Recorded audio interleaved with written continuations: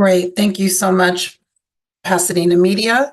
Good evening, everyone. It is 7 o'clock exactly, and I'm calling the May 20th meeting of the Altadena Town Council to order. Our first recording in progress order of Chair Arnzen is usually our flag salute, which we will get to. I wanted to introduce everyone. If you don't know her, I'm sure you've seen her at one of many of the meetings. Diane Marquez is a long-serving member of this council. And in honor of our 50th anniversary, we are having former chairs back to do the introduction of the flag salute. And Diane Marquez also served as council in addition to chairing the council's land use committee. So for her years of service, we are grateful. And Diane, I will turn it over to you. Thank you. Thank you very much, Victoria. I appreciate it. And I have enjoyed my years here, some years better than others, but we've had a really good time and done a lot of good things for Altadena. Combining the recognition of APPI month and our unending gratitude to first responders during the Eaton fire, Chien will be leading the Pledge of Allegiance tonight. Mr. Yu has been an outstanding member of the Pasadena Fire Department for nearly 20 years. As a fire engineer, he sprang into action when the Eaton fire engulfed large parts of his community on January 7th. Even though he had to evacuate his family and his own Altadena home burned down, he continued battling the blaze and was able to save lives and properties of many of his community. His bravery, commitment to service, and selfless dedication to public safety have inspired countless people far beyond the Eaton fire burn scar. He was recently honored in Sacramento by Assemblymember Harabedian for AAPI month. Mr. Yu is the proud husband of our fellow council member, Kim Yu, and the father of 2 sons. Mr. Yu, you can begin. Thank you for having me, and place your right hand over your heart, and we can begin. I pledge allegiance to the flag of the United States of America and to the republic for which it stands, one nation, under God, indivisible, with liberty and justice for all.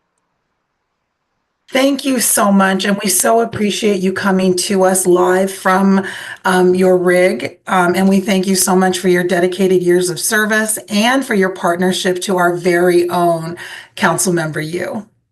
Thank you. Thank you. It was an honor. Thank you so much. Okay. We are moving on to roll call. Speaking of, recording secretary, you. Good evening, council members. When I call your name, please say aye or present, or if you have trouble finding the unmute button, you can raise your hand. Connor Cipolla. Present. Victoria Knapp. Present. Nick Arnzen. Present. Milissa Marona. Here. Dorothy Wong. here, Councilmember John Carmody. Present. Darlene Green. Present. Isis Molden. Present. Present. Jafina Musson. Present. Vi Yvette Stewart Gordon. Present. Councilmember Pat Sutherland. Here. Finally in my house. Yay. Adam Verbulis.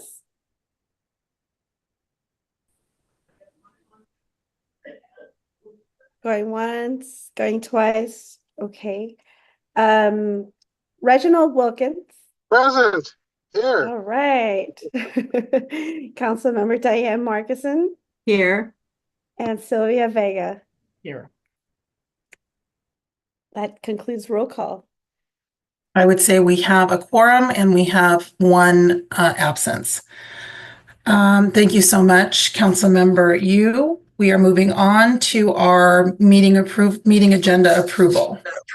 Vice Chair Arnzen. Thank you, Chair. Good evening, fellow council and community members. Tonight's agenda was sent out to the community on Saturday, May 17th through our community partners, social media, and posted to our websites. It included directions to submit public comment. In this time, virtually, comments are received through noon today, and they will be read into record during our public comments section. Public comments are limited to 2 minutes. Council members, the Altadena Town Council Executive Committee met on Thursday, May 8th to set this agenda for tonight's meeting. That agenda was then circulated to you on Saturday, May 17th. I received no corrections or additions. Are there any modifications tonight?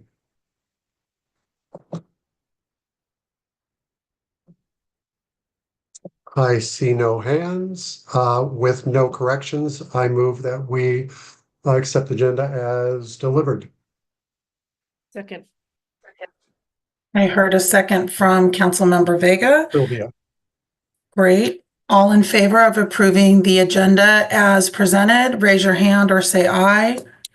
Make sure I Aye. see everybody. Keep them up for just a second. Okay, that's everybody. Thank you, everybody. Thank you, Vice Chair Arnzen. We are moving on.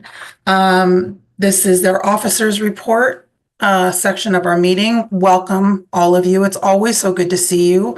I'm very glad to have seen many of you in person over the last month. There have been a robust number of activities in Altadena and in the surrounding community in support of Altadena.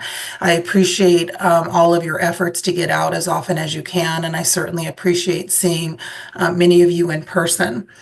I'm honored to recognize and celebrate Asian American and Pacific Islander Heritage Month, a time to reflect on the remarkable contributions of AAPI individuals to our community, our state, and our nation. From science and the arts to public service and entrepreneurship, the AAPI community has helped shape the rich tapestry of America.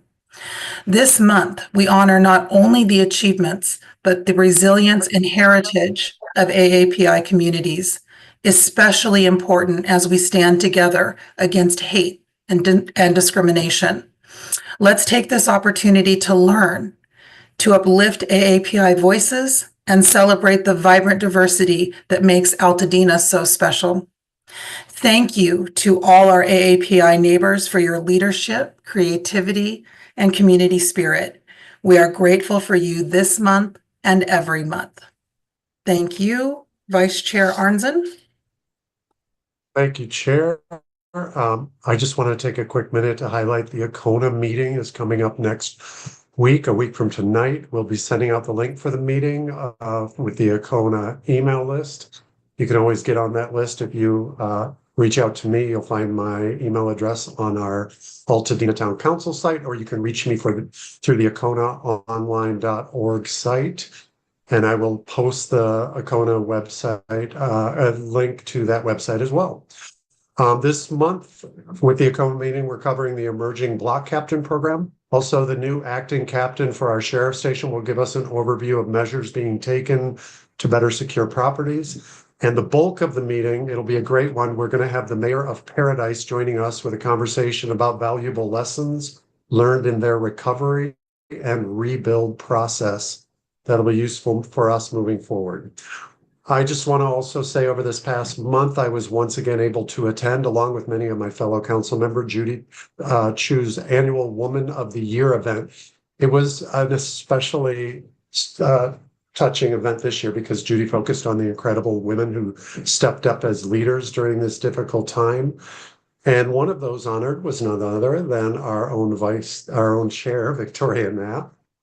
It's such a great afternoon watching you get recognized for this well-deserved accolade, and that is my report. Thank you so much, and thank you for that acknowledgement. Let's move on to our recording secretary to approve the April 15th minutes. Councilmember Yu. Hi, council members. I sent you guys the minutes for the April meeting back on May 15th. So that was last Thursday.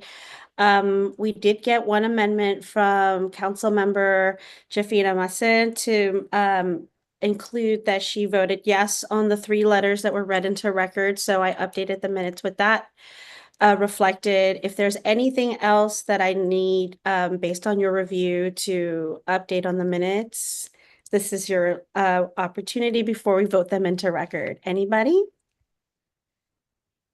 Yes. Councilwoman, Councilmember. you, My last name, Stewart, it should be a Stewart. That's on the first page under roll call. And I believe for the highway patrol, I want to say Officer Bay gave the report. You can confirm that. I think you have Officer Keller. And then under 3.23, I believe you want to say the month of April. It says the month of peril, but I'm sure you want April. Okay, yeah. That's all that's today. Thank you. Anything else? All right, with that, I motion to approve the minutes as with amendments. Second. Second. Okay, we have a motion and a second. All in favor of approving the minutes as amended, please raise your hand or say aye. And is there any abstention from those who were not here last month? Trying to see. Only Adam was missing last month, so. Okay, great. However, I will be abstaining because I was not here for most of the meeting. Oh. Understood, Pat. Thank you for that. Okay, and thank you for that, Councilmember Yu. Moving on to our treasurer's report. Treasurer, Councilmember Marona. Good evening, everyone. Our opening balance was $3,284. We spent $200 for Google Office fees for the month of February and March. Our closing balance is $3,084. I am not going to ask for donations this evening, as we will probably be in person shortly. But do remember, we are a volunteer organization, and if you wish to give, we would love to have that when we get back in person in our lovely cup that is passed around. Thank you very much. That's all I have this evening. Even though we like the vintage version of that cup, perhaps we might want to update it. We've been talking about it for 8 years. I have thought about that. I will come up with something. Great. Take it under advisement. Thank you so much. Corresponding Secretary, Councilmember Cipolla, you are up. Thank you. Glad to be here. Over the past month, the Town Council submitted 2 letters that were time sensitive. The letters and their intent were sent to the full council for review and a vote. And I'm going to read both of those into the record tonight and note the vote results. The first letter was written to Sheriff Luna and was sent on Tuesday, May 13th. Subject, request for leadership, funding, and resource support for Altadena Sheriff Station. Dear Sheriff Luna, I hope this message finds you well. On behalf of the Altadena Town Council, I respectfully request your support in prioritizing the swift hiring of a permanent captain for the Altadena Sheriff Station. In the aftermath of the Eden fire, our community continues to navigate recovery amid increased public safety concerns, including a reported 250+% rise in arrests. The growing need for a stable, visible law enforcement presence is felt deeply across Altadena. In the absence of a permanent captain, Acting Captain Ethan Marquez has demonstrated strong, steady leadership. His commitment to the community has been both evident and appreciated. Additionally, I urge your office to allocate increased resources and funding to the Altadena Station. As residents begin to rebuild their homes and lives, many are facing new vulnerabilities, particularly the risk of construction, material theft, and opportunistic crimes, in addition to burglaries in standing but unoccupied homes. A strengthened law enforcement presence would go a long way in deterring criminal activity and restoring a greater sense of security during this critical period. On behalf of the Altadena Town Council and the community we serve, I thank you for your continued leadership and commitment to public safety. We look forward to your partnership in ensuring Altadena receives the support it needs at this pivotal moment. Sincerely, Victoria Knapp, Chair, Altadena Town Council. The council vote was in approval. Council members Arnzen, Cipolla, Green, Marquez, Marona, Sutherland, how do you say that name? Vervely, Wilkins, Yu, opposed, Molden, Stewart, Gordon, and Wong. No reply. Carmody, Hall, and Vega. The letter prompted the following response from Sheriff Luna dated Thursday, May 15th. Good afternoon. Thank you for the letter from the Altadena Town Council regarding leadership resources and funding for the Altadena Sheriff's Station. We are actively working on all your concerns. Our department is committed to providing the best service to all the communities we serve, especially to the community of Altadena in the aftermath of the Eden fire. Signed, Sheriff Luna. The second letter that was sent to Supervisor Catherine Barger on Tuesday, May 13th. Reads as such. Dear Supervisor Barger, on behalf of the Altadena Town Council, we are writing to express our deep concern for the residents and property owners affected by the recent Eden fire, which has caused significant damage to homes and structures in our community. As Altadena residents begin the difficult journey of recovery and rebuilding, they're faced not only with the personal and financial challenges brought on by this disaster, but also with the substantial costs associated with county-required permits and inspections. In light of these exceptional circumstances, we respectfully urge you to consider waiving or providing significant discounts for permit and inspection fees for all rebuilds and repairs directly resulting from the Eden fire. We note that in the past, Los Angeles County has provided such relief to communities devastated by wildfires, including fee waivers and streamlined processes granted after the Woolsey fire in 2018 and the Creek fire in 2017. These actions provided critical assistance to impacted residents and helped accelerate community recovery. We believe a similar approach in response to the Eden fire would demonstrate once again the county's commitment to supporting its residents in time of crisis. Such action would provide immediate and meaningful relief to those impacted and it would help expedite the restoration of homes and community infrastructure. We are confident that under your leadership, Los Angeles County can take this compassionate and practical step to ease the burden on those working to rebuild their lives. Thank you for all your consideration, for your continued support of the Altadena community. Sincerely, Victoria Knapp, Chair, Altadena Town Council. The council vote on this letter is in approval. Council members Arnzen, Carmody, Cipolla, Green, Hall, Marquez, Marona, Molden, Stewart Golden, Sutherland, Vuvali, Wilkins, none opposed, and no reply. Council members Vega and Wong. That concludes my report. Thank you so much, and thank you for reading those into the record and for all of your responses to our vote. Chair Knapp. Excuse me? Hi, Chair Knapp. This Sure. is Vice Stewart. I have a comment. I wanted to sure. I know Connor read into the minutes that I was opposed to the letter. I wasn't opposed to the letter itself, but I was opposed to a certain part of the letter, which talked about reference acting captain. You froze. And the possibility of can you hear me now? Hello? You're skipping. Okay. So I just want to put it on the record. I was not opposed to the letter in whole. It was just part.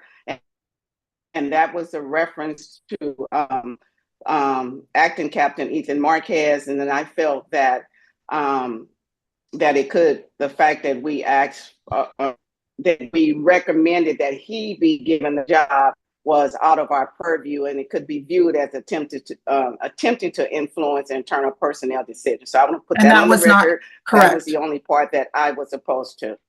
Okay. Thank you so much. Appreciate it. I just want to make sure that's on the record. Okay. Thank you so much. Thank you. All right. We are moving on to our public safety reports. Speaking of Acting Captain Marquez with the Altadena Sheriff's Station, turning it over to you. Thank you for the time to speak about some of the things going on in Altadena. I know there's been a lot of questions about the burglary rate, and I think that one thing to remember about the burglary rate is that 2024 we had one of the lowest crime rates in Altadena's history. Just with that in mind, after the fires occurred, and we had a lot of people coming into town to conduct burglaries, the numbers skyrocketed. So that's what kind of throws off, then makes the percentages sound a lot bigger than they obviously there's a lot of burglaries that have happened, but I'd like to report that our numbers are skewing down. We're trending down now. From March till April, we saw a 28% decrease in the number of burglaries. And if the trend continues, we're 20 days into May, these are preliminary numbers, but we should see, if they continue at the same rate, we should see approximately a 44% decrease again in May from April, and which would make us about 55% more burglaries than we had in December. So I think it's an extraordinary a decreasing amount. What throws off the numbers is the first month when everybody evacuated, when we had a closure, we still had an enormous amount of burglaries happening. Even though we had a closure in Altadena, we are still being impacted by a number of burglars in the area. And last month in April, we had a total of 117 arrests, which was by far one of our largest, if not the largest number of arrests we've ever had in Altadena in 1 month period.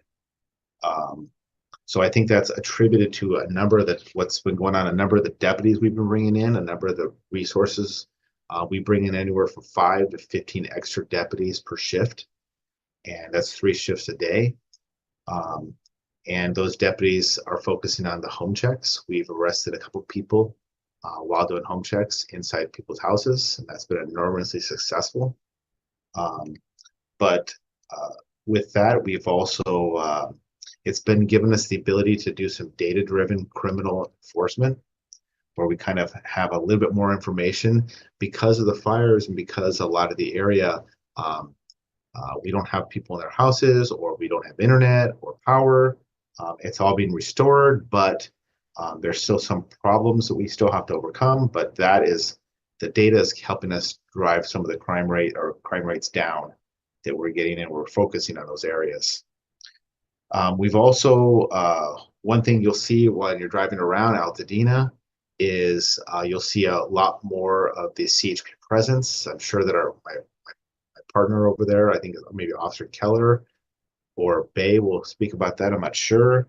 But we requested to have more presence with the CHP. Specifically, one of the areas we wanted to have was commercial enforcement. And that is really because we have hundreds of trucks in the area. They weigh anywhere from 50 to 80,000 pounds. I've personally seen them when I'm out in the community, running stop signs, speeding, and it's a hazard to the community. If one of those trucks were to impact a car, we could see a fatality. So we wanted to make sure that we're, taking care of that problem before it occurs. Unfortunately, they have taken some trucks out of service because they were unsafe. However, and I just want to also kind of explain that although the Army Corps of Engineers is here and they have a lot of trucks, we do have a lot of other contractors in the area. So a lot of contractors that are not associated with the Army Corps of Engineers are in the area. And we're seeing a lot of those trucks are maybe not as up to compliance like they need to be. We're still continuing with our social media campaigns. We're trying to let you know when there is arrests or major arrests. So we have not every arrest, but major arrests. And it's helping us drive some of the crime mapping tools with all the technology we're bringing into the area. If there's any questions, I can answer those, but that's pretty much kind of a small report of what we have. I certainly appreciate it. Council members, if you do have a question, please raise your hand and we'll get to you in the order you raised your hand, starting with Council Member Carmody. Thanks, Chair Knapp. And excuse me, I apologize. I'm a bit under the weather and I have some allergies, so I'm a bit congested. So hello, Lieutenant Marquez. It's good to see you again. It's been a minute. So I had an email and with some questions from a constituent in my census tract. A bit, to be honest, a bit frustrated because they feel there is, and obviously you just mentioned, is going to be a hiring of new police force and folks going to be going around the areas. I feel they felt like there isn't a presence in certain census tracts, specifically ours, where there are homes still standing. So to hear that you are going to be hiring more people is good to hear. Something came up last week in regards to folks purchasing cameras for their homes to deter theft. Obviously, a lot of people don't have internet. So what do you recommend? And can you clarify and give folks recommendations on the types of equipment that they can use in their homes to keep themselves safe, obviously, to deter folks from breaking into their home, again, because so many people aren't really living there yet and or don't have internet? Certainly. I'll address some of the concerns about the number of deputies. Since the fires occurred, at the height of the fires occurring, specifically even the first night, we had had enormous amount of resources brought in after the fire started. But they were spread, all throughout Altadena, doing evacuations. I know there's a lot of controversy with that, but we did have enormous amount of resources brought in that night and the next day, throughout the evening and the next day. At the height of the fires, we had about 550 extra deputies in Altadena per shift. So that was almost 1,100 deputies supporting Altadena. If you were to compare that with Pasadena PD has about 241 officers in total for their whole entire department. So we had 4 times the amount of deputies in Altadena than Pasadena has in their entire police force. Even after the fires, or after we opened up Altadena in late January, we still had an extra approximately 150 deputies in Altadena each night, and that was supporting looter suppression. And they were driving around Altadena, just showing a high presence of law enforcement in the area to mitigate, obviously, any kind of theft that could be occurring. But even when we were locked down, we had a lot of theft. We posted online that we'd recovered 2 Emmys and 2 different burglaries. While we had the lockdown, we still had burglaries happening. I just want to kind of let you know that that's been happening for a while, and it's been trending down because we're trying to utilize those resources in an efficient way. We still have anywhere from 5 to 15 extra deputies per shift, as on top of the normal resources that we have at the station every day. And then I'm sorry that you wanted to ask about the trail cams, right? Yeah, so they wanted clarification on what cameras you'd recommend, obviously knowing that folks don't have internet or don't really live at home right now. And I can't speak as to why the certain homes don't have internet. I think that's a great question for AT&T and Spectrum if they're your internet provider. But trail cams, sometimes referred to as game cameras or hunting cameras, are a great avenue to utilize. You're able to put them up on a tree or in a location that maybe somebody wouldn't notice as they walked by, but they're motion activated. They can record at 4K. They're designed really to record at night as well. They can record in different color or just in black and white at night.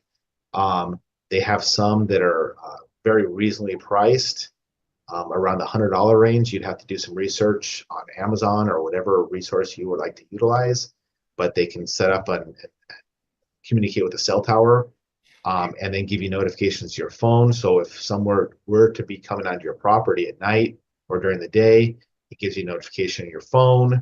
And then from there, you can take a look. You see somebody that's not supposed to be there. It's not just a wild animal. And then you can call us, and we respond with lights and siren to arrest the person that's on your property. Okay, thank you. Yeah, and there was just one last point. Sorry, just indulge me No for a problem. second. Obviously, there's I think there's just some sort of some level of frustration from folks who feel there's a lot of burden on them, obviously financially, to buy these cameras, to email suspicious activity, to do all these things. And so I think it's just good to hear you saying there is going to be an increase of deputies, and that the folks who are feeling frustrated, we'll start to see that happening, because obviously they just feel like they're doing a lot to keep themselves, their home, safe and secure. So I just wanted to bring that to your attention. Yeah, I just want to also let you know that it's not just that I'm when we come up with, we're brainstorming and coming up with all, this is an unprecedented event. And so we have to really think outside the box, and to get through this, we have to really involve the community a lot. That's one of the reasons we created the Altadena tips. So if somebody does come on your property, or you see somebody, maybe it's not necessarily a crime, they walked on your property, and you have a recording of it or a video, just send us an email with that information when it happened to altadena.tips@lasd.org, and I can type it in the chat. The chat group, the chat right now, and let you know again that email address. There's another resource as well. It's called LA Crime Stoppers.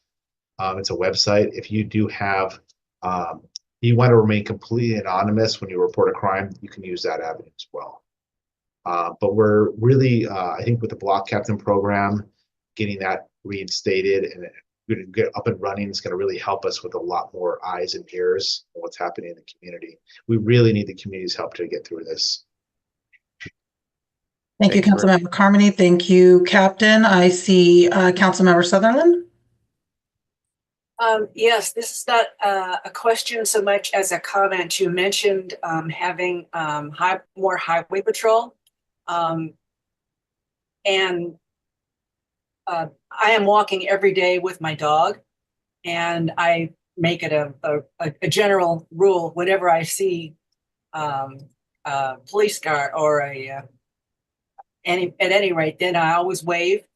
And I discovered that I've been waving to the highway patrol for the last few days, and as opposed to some of our deputies. So, and Officer Keller, if you're listening, if I see you, I'll wave at you too.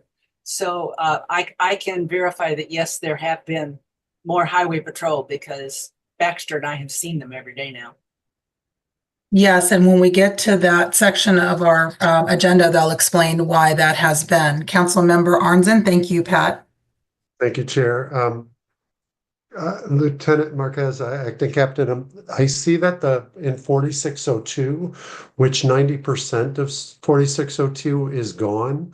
Why is what are most of the crimes in that area? Do you have that clarification? That's Councilmember you and I'm just curious where those crimes are taking place.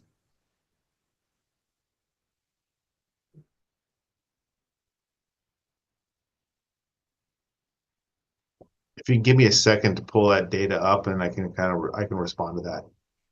Thank you, and you can always give it to me offline too, but I'm sure others might be interested. Thank you, Chair. Okay, great. Captain Marquez, we'll go to the California Highway Patrol and come back to give you a minute to sort of look at that. It is an interesting question. I see no other questions here for that, so I'm going to move on to California Highway Patrol, and I know that Officer Keller is here, and I want to say hello to Officer Bay, who's watching. Hi, good evening, council members and members of the community. I'm Officer Keller with the California Highway Patrol out of the Altadena office.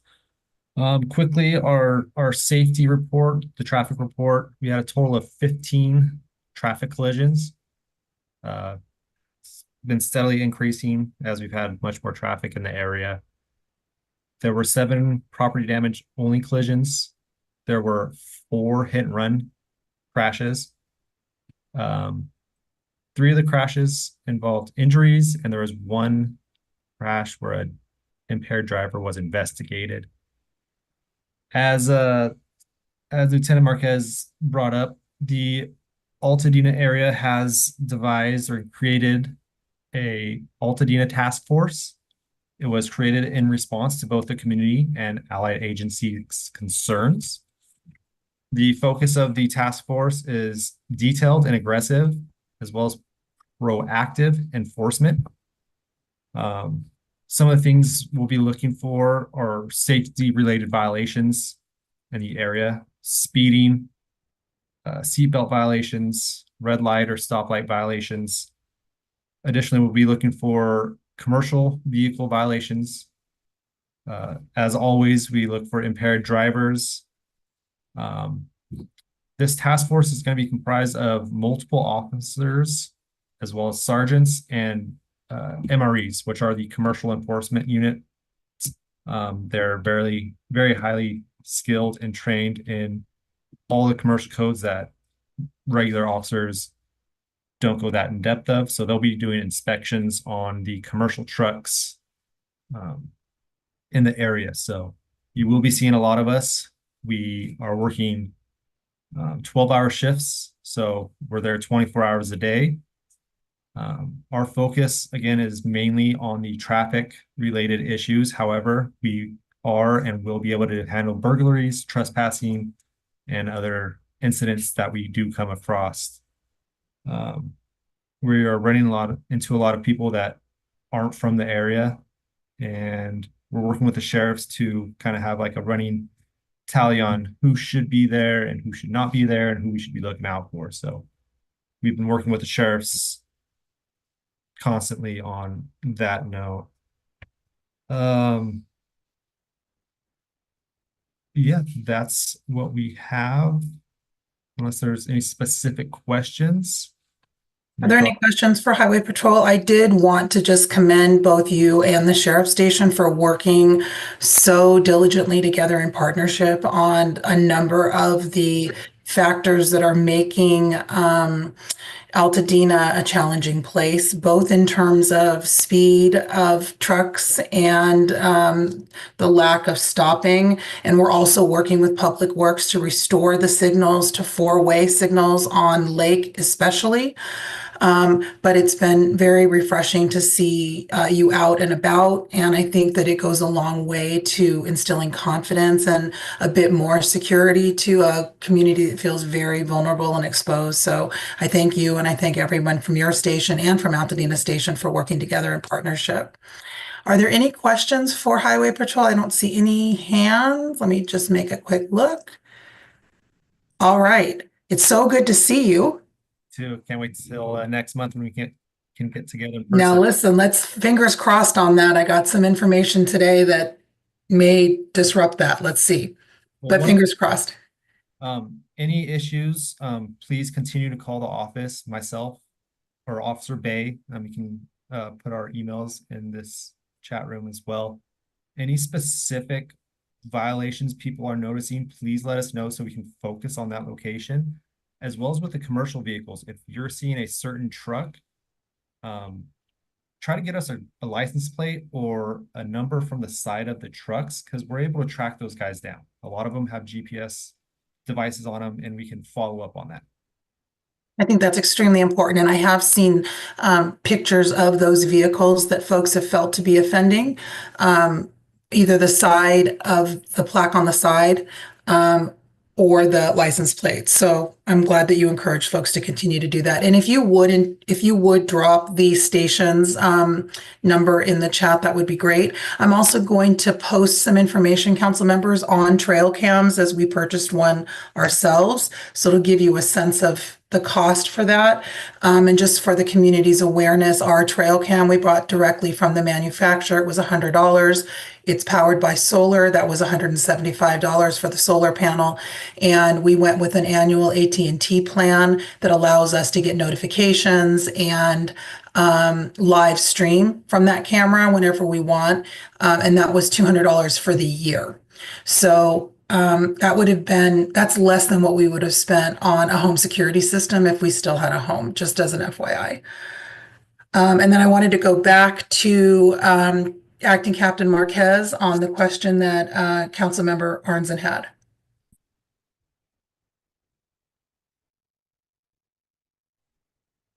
I was just reviewing the map based on the question. It's an interesting problem. I believe that area that we're discussing was significantly hit in the fires, and there's very few houses that remain.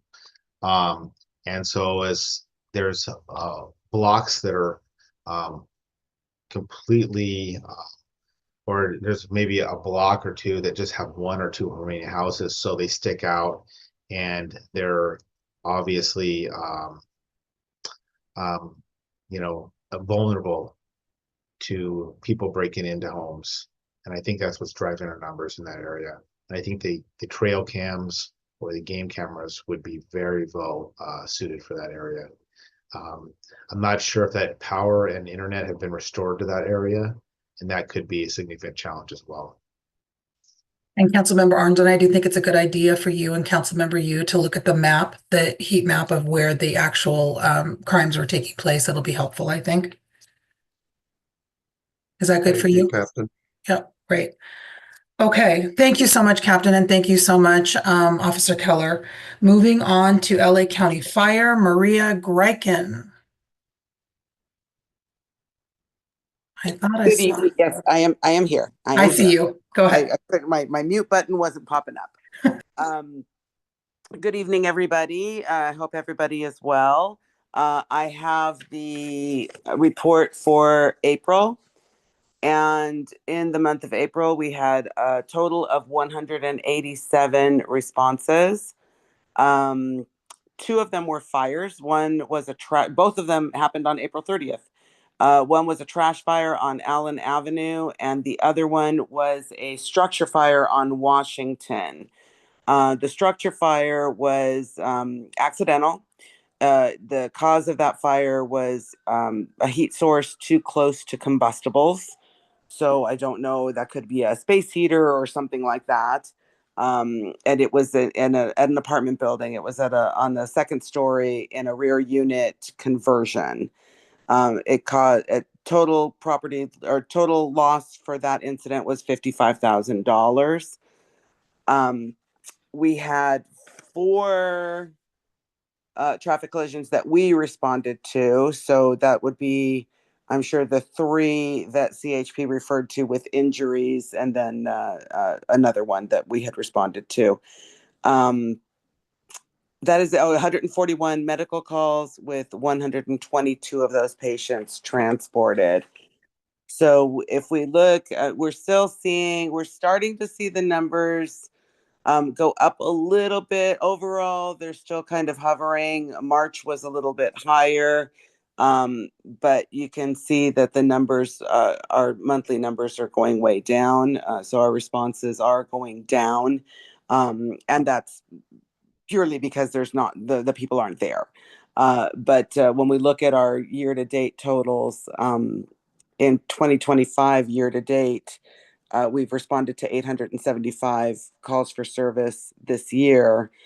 And at this point last year, we had 1,446. So it's down considerably, but understandably so, because there's a lot of people that are just not there. That is all that I have, unless there's any questions. Council members, any questions for Maria? I'm looking for hands, Maria. Hold on a second. I got to scroll across. Okay, it looks like I see no questions. Thank you so much for being here. It's always good to hear your voice. Oh, you're very welcome. I will see you. I will be on vacation for next month's meeting, so you will likely have Chief Springle or the battalion chief. If everything works out and you go back to in person, you'll get to see them first, and I will see you in July. Great. Have a very happy vacation. You are very deserving of it. Thank you.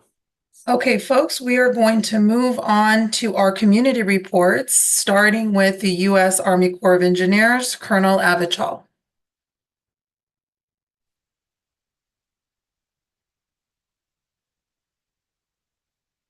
Now, why can we not hear him?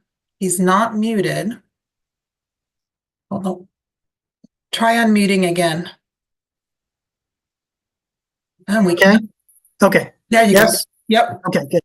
Okay, thanks. All right, so I'm gonna just give a quick update on where we stand in terms of overall debris clearance and kind of our workload and where we think we're going. So whenever we talk about workload, we talk about rights of entry that we've received. And that essentially is what we call our denominator. It's kind of what we consider to be our workload. This continues to adjust as the county still is sending us properties on a daily basis. Even though the right of entry deadline has expired, they're still reviewing some. Sometimes it gets they have to kick it back for more information, all that type of stuff. So as of this morning, we have 5,670 Rights of entry, that's properties that we are actively working. That's been an increase in about 70 in the last week.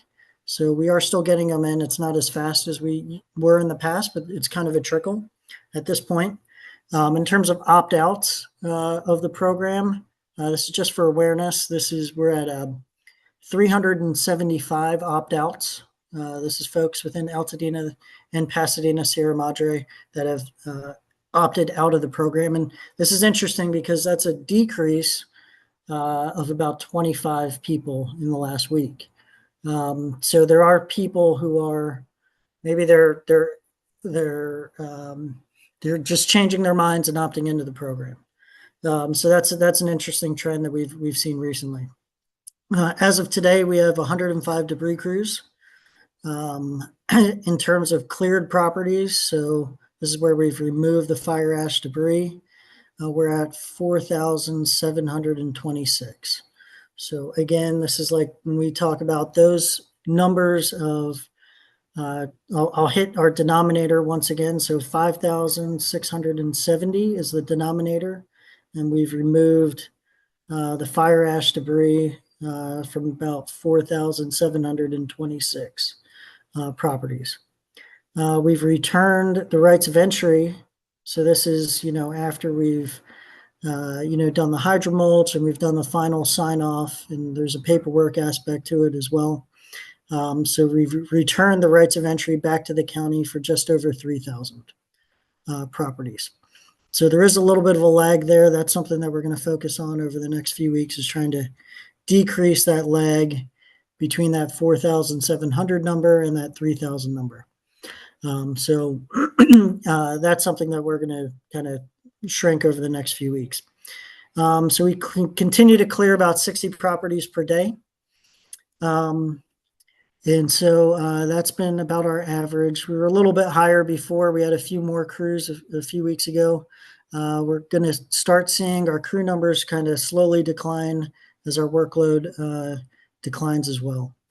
Something I'll talk about that's been some recent additions have been what we call special inclusion properties. So these fit all sorts of different categories, and it's really hard to pin down what exactly, to say there's a reason why all of these are coming our way. Some of them are public properties, some of them are private nonprofits, some are, just different facilities that are out there.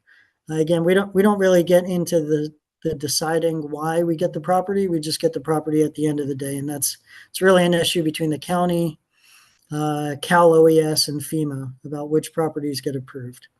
So I'll talk about those real quick. So we have the Altadena parks. That's Farnsworth Park, Charles White Park, and the Eaton Canyon Nature Center. So we're actively doing debris removal there. We have the Lifeline Fellowship, the Pasadena Jewish Temple, the Altadena Senior Center. And then in those we've had for about 2 weeks now. The new ones that we've received in the last week are the Bunny Museum, the Pasadena Waldorf School, Pasadena Church of Christ.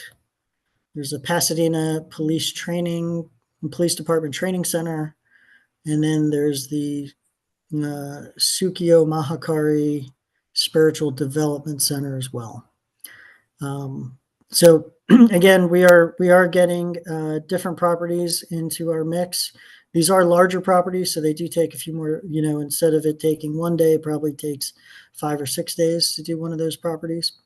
And then last part of my update will be this Sunday and Monday, our contractor and the Corps of Engineers are going to take completely off. So it's going to be a reset day for all of us. So you should not see trucks on the road or any of those things. So Sunday and Monday will be completely off. So that concludes my update, and I'm open for any questions. Thank you so much. Does anyone have any questions? I saw John's hand go up. I see Dorothy's hand. One quick question. We had talked about this earlier regarding the lag time between the property clearance, tree removal, if any, and hydromulching. And you're thinking that's running possibly like up to a couple of weeks behind? Yeah, so we're kind of on the properties we're doing now, we're doing it like within a day, but now we have a backlog. So we're starting with the oldest properties that we've cleared debris from first, and those, and then we're systematically going timeline wise back to the oldest ones and expediting that process. So it should be a couple weeks is to go back to your a couple weeks.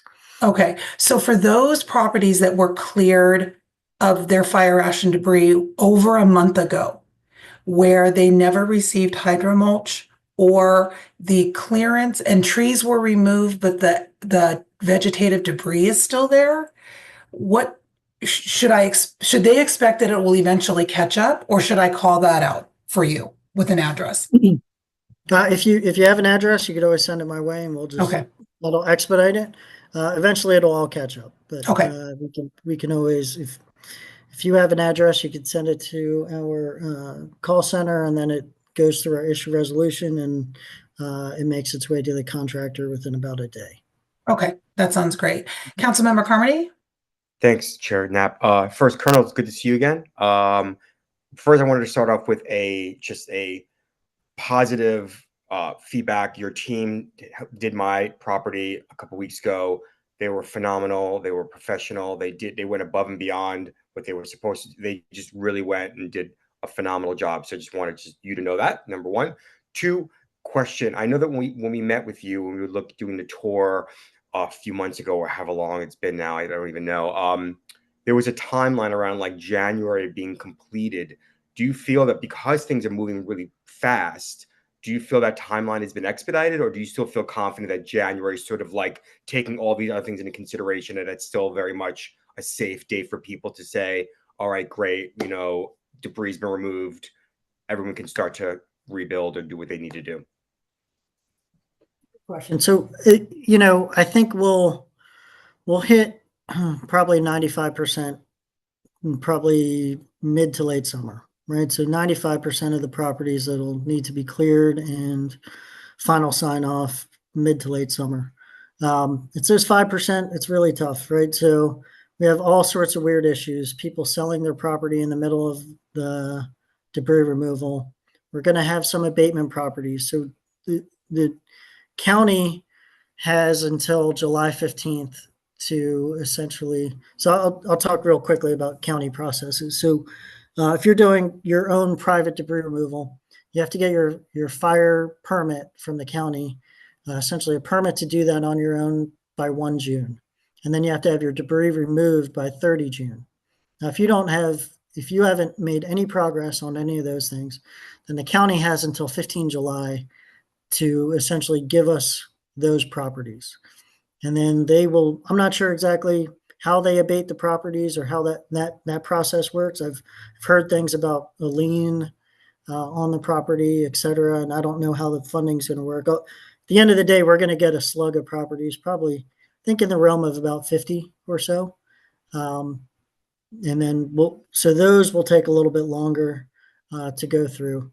The folks that sold their properties in the middle of this whole thing. So one property owner does a right of entry, then they sell it, and then we haven't received a right of entry from the new property owner. That takes time. So again, I think we'll hit that 95% mark mid to late summer. So probably in August, that'll be and then I think we're just going to be around doing those more challenging ones into the fall. Great, thank you so much. Thank you so much. And I think I saw Councilmember Wong. Thank you. Actually, you, Chair Knapp, asked the questions I was going to ask, so I think most of that was covered. But Sorry. That sort of lag in the hydromulch phase. Just if residents need to call in just to make sure they're not missed, or are we then just waiting for this lag time? Yeah. So again, this is something I've got a few meetings scheduled this week to talk about the lag and the why with our contractor. I think they will make it up. I would say they're going to be caught back up by July 4th with everybody. That includes the new ones and all that. That's our commitment. But just be a little bit patient with us, because I think when this was going, behind the scenes, we had a lot of crews, and really the last part of this, we were probably a little bit understaffed when it came to how quickly this was going and having those finishing crews on hand. So now the focus is a lot more finishing crews to get that portion of it done quicker. I will say, one, and this is just an ask, one of the categories that we are having is, trees. Trees is a tough one. And Dorothy, you know more than anybody else. So I'll say, trees has been tough, just getting people to submit tree waivers. So that puts a property on us, I'll call it like property purgatory, because, we're not going to cut a tree down that somebody doesn't want to cut down, right? It's not in our business. But if somebody doesn't submit a waiver for that tree, and we've already marked it as a hazard, then it just kind of goes into this holding pattern, and we can't submit it back to the county because there's not a waiver in place. And so it just sits. You can do everything else, but we're not going to FSO the property until we have a waiver in. So that's one of the things that I'd like to, continue to emphasize. And we do call those folks back and say, hey, we don't want to be harassing, but we do need to make sure that there is some sort of accountability for those hazard trees. So. Thank you. Thank you. And thank you for your continued care and partnership in Altadena. We appreciate it. And then just for council members, I will say the governor's office did reach out and would like to have a conversation on Thursday this week. I think it has something to do with the commercial properties, although I'm not entirely sure. I will say that my conversations with Cal OES and with Public Works and with the Colonel, although he has no jurisdiction over the decision-making process, and what is to really prioritize those properties, especially that have debris in the public right-of-way. And we know that that's the case on Lake, and we know that that's the case on Fair Oaks for some of those properties. So, they are reviewing them, and as he said, they're considering another 50 properties to add to scope. So fingers crossed on that. Thank you so much for being here. Appreciate it. All right, we are moving on to our library, our director, Nikki Winslow. Good evening. I'm going to share my screen. There we go. All right, everyone can see that okay? All right, so good evening, council members and community. Happy Asian American and Pacific Islander Month. I also wanted to wish Chair Knapp a very happy birthday 2 days ago. And greetings from Sacramento. I am here with two of our trustees for the California Special District Association Legislative Days, meeting with legislators this afternoon to advocate for special districts and more specifically for our wonderful Altadena Library District. So moving into my slides, my update with Board of Trustees is we had a vacancy due to the resignation of Trustee Jason Capel, who had served on the board for 6 years. He was displaced, unfortunately, due to the fires and had to resign his seat. We had a special meeting on April 21st, and I'm happy to announce that local land use attorney Justin Maramas was appointed to fill that seat. We had 8 people apply, which is wonderful news. And he jumped right in. He was sworn in on April 28th and is already serving on the facilities committee, which is no small feat, let me tell you, as well as serving as our liaison to the Friends of the Altadena Library. Just a reminder, we have our board meetings the 4th Monday of each month. So our next meeting will be Monday, June 23rd at 5 p.m. You can watch that on our YouTube channel or attend in person, of course. So I know this is a lot of small print and I apologize, but I'm very excited to announce that we opened our Altadena Library at Loma Alta Park, which was pursued for the last couple of years as an alternate site when we renovate our main library. That timeline got accelerated as they reopened the park on May 17th. So I'm skipping ahead in this list, but our regular schedule at Loma Alta will be Monday through Friday, 10 to 6, Saturdays, 10 to 4. And then, of course, our main library is open. I just wanted to put the schedule out there in case others or some of you aren't aware of what that is. Monday and Tuesday, we're open 10 a.m. to 8 p.m. Wednesday through Friday, 10 a.m. to 6 p.m. And then Saturdays, 10 to 4. Of course, we're closed for your usual holidays coming up this coming Monday for Memorial Day, Thursday, June 19th for Juneteenth, and we're closed on Friday, July 4th for Independence Day, because I don't believe I present again until July. I am excited to share that Bob Lucas Library is coming along nicely. I'm going to show you a couple pictures and another slide or two. It's still closed for renovation, but tentative opening is mid-August. Hooray. And I feel very confident that that is when we're going to grand reopen. So I will get the information out to all the council members and the community as soon as we set a solid date. So we are hiring. We have both our adult services and youth and family services manager positions open. We're currently screening candidates. We opened those up about a month or two ago. In addition to that, our wonderful youth and family services librarian got a promotion and got a job closer to home, which we're excited for her for that. She had a really long commute. So we just posted yesterday or today, the youth and family services librarian. If you know anyone that may be interested in joining the team, please refer them to our employment page.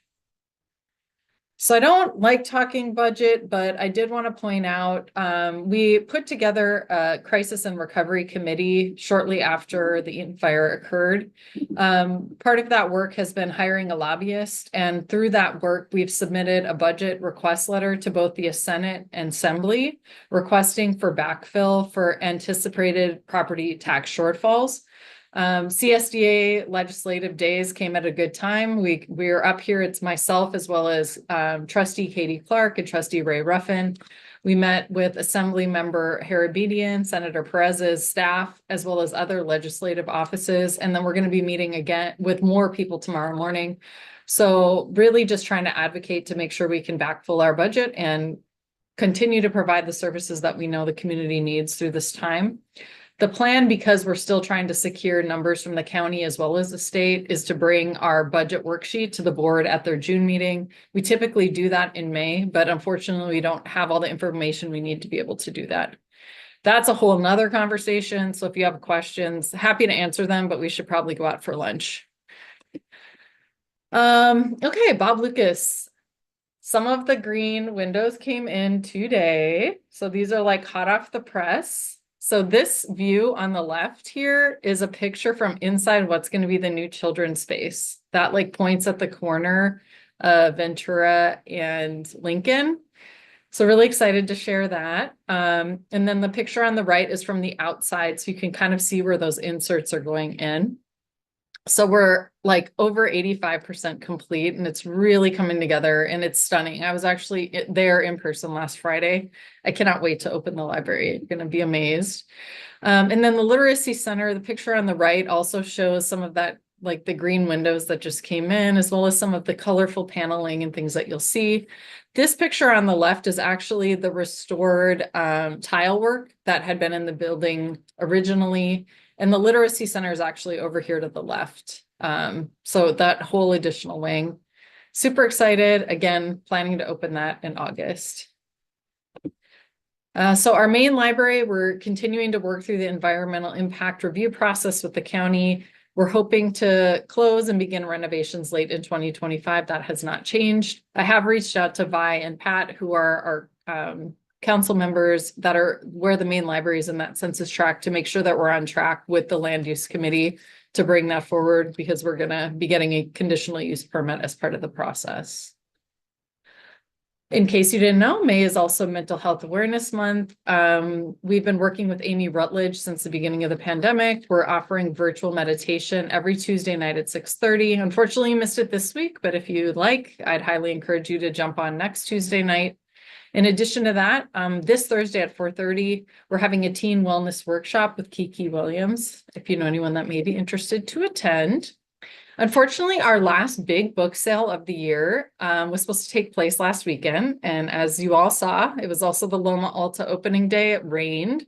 So they did move indoors briefly that day and did actually a good amount of sales, but we've rescheduled the last big book sale for June 28th and 29th. Just a reminder that members of the Friends of the Altadena Library get exclusive access on Saturday from 10 to 12. So our summer reading program is about to kick off. It's going to run from Monday, June 2nd through Saturday, August 16th. We have over 100 events planned between the main library and the the Altadena Library at Loma Park site. Our community reading goal is 250,000 minutes, so get reading, everybody. And I did want to remind everyone that we're again going to have free lunch at the library for children and teens at the main library Monday through Friday from 11:30 to 12:30. That's going to start on Monday, June 9th and run through August 1st. And then, of course, all of the other wonderful things that we offer throughout the summer. I'd encourage you to visit the library and get one of our catalogs. We did publish the catalog again this year with all of the offerings. The big summer reading kickoff is coming up on Saturday, June 7th at 10 a.m. in the main library parking lot. Please bring everybody you know. It'll be a really fun event as usual. We have lots of programs going on. I really do want to highlight our art exhibit right now. It's Kenny Art's Beauty for Ashes exhibition in the community room. We had his opening reception earlier in May. I think the number I was told was 177 people came to that event. Highly recommend you take a look. Granted, it is paintings of sites throughout Altadena, pre-fire, and then him painting those same sites after the fire. But the way Kenny paints, it's pretty uplifting and I think gives hope. So I'd highly recommend you take a look while it's still up in the community room in May. And we have lots of other programs like we always do. I know I've ran over my time. So check out all those and more at altadenalibrary.org/programs. Thank you. Happy to answer any questions you might have. I see one. Oh, I think she beat you to it, John. Councilman Wong. Okay, I know it's a not this streak. I gotta popular. break the streak. Okay, go ahead, Councilmember Wong. Oh, you're so fast, Wong. thank you, Nikki, for all that great information. I just want to know at Loma Alta, where is the library? Do you know where the social hall is? Mhm. We're in the social hall. Okay, cool. I should have put a picture of it in. Nope, now you have to go check it out. It looks really, really good. Like it's such a great space for a library. Yeah, it's an upper. Yeah, right next to the playground, basically. Yeah, it couldn't be a better space, honestly. Yeah, Great question. Thank you, Dorothy. I should have, but no, that's a teaser. Now you have to go. I'm there. Thank you. All right, Councilmember Carbony. Hey, Nikki. Good to see you. Hi. Brad, by the way, says he loves you. He might say, I love the library lady. So he says, I love you. Love him back, always. So I missed, so is the Loma Alta library now, is that a permanent or is that just temporary until everything gets fixed? Or is that like a permanent sort of situation? I missed that part. Well, we were looking to go up there when we close the main library for renovation. And due to our partnership with the county, with the care camps earlier this year, they really wanted to bring the library up there earlier. So I would love for it to stay permanent, but it will at least be there through the renovation of the main library. Great question. Thanks, John. Thanks, Nikki. Sorry, Councilmember Arnzen, go ahead. Thank you. Nikki, I just want to give big kudos to the library for stepping up for Altadena Pride. We lost the senior center where we had our big festival at the end of the day. We've always started at the library, and you have been incredibly generous, sometimes to my chagrin, because you've offered so much space. I was going to scale back quite a bit, but I'm just going to have to dive in completely. So I'm grateful that on June 14th, Altadena Pride will continue for those who feel safe enough to come up, and if they want to mask up or however they want to walk with us, but we will start at and end at the library, and thank you for that. Yeah, love to partner with you. Thanks, Nick. All right, Nick, you can put your hand down, and I see no other hands. I do just want to say, and I'm not going to take any steam from Sam, who is up next, but the Saturday event was beyond expectation, and I love that room. And it's going to serve this community very well when Maine closes. So if you haven't been up to Loma Alta Park, I highly suggest you go up and look at it. The playground that's outside the library room is just beyond, and I think will set the bar for what county parks will want or what other regions will want for their playgrounds going forward. So thanks so much, Nikki, and thanks for calling in from Sacramento. Good luck up there. Good to see you all. Thank you. All right, and that means we're going to turn it over to you, Sam Estrada from Parks and Rec. All right, thanks everybody. And yes, as it's mentioned that we reopened Loma Alta this past Saturday, and it was an amazing event.